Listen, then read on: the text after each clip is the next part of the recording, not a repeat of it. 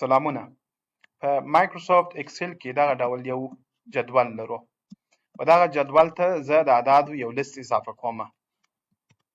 دا خونه انتخابوم، له کیبورډ څخه کنټرول نیسم او وروسته دغه مثبت علامه چې ده تر اخره راکشوم.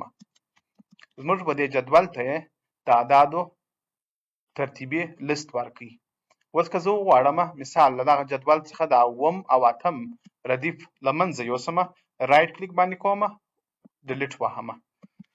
دوه ردیف یې له منځه یوړل، خو دا زموږ د اعدادو لیست چې دی دا اپډیټ نسو. په دې معنی چې 15 شپږ اوه اتم له منځه یوړل، خو دغه اعداد باید په اتومات ډول اپډیټ سوي وای.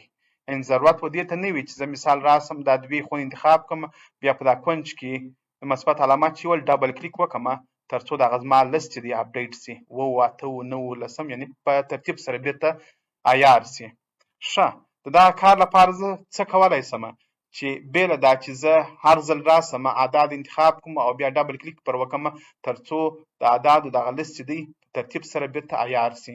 یعنې داسې یو کومه لار شته چې په اتومات ډول کله چې زه یو ردیف یا دوه ردیف یا لس یا شل یا دېرش ردیفونه حذف کړم، د اعدادو دغه لیست یا تسلسل چې دی په اتومات ډول اپډیټ سي. د دغه کار لپاره زه راځم یو فنکشن کاروم. په دې معنا چې دا نمبر لاندې سیل کې زه درېږم، مساوي وام، د رو په نوم باندې فنکشن کاروم.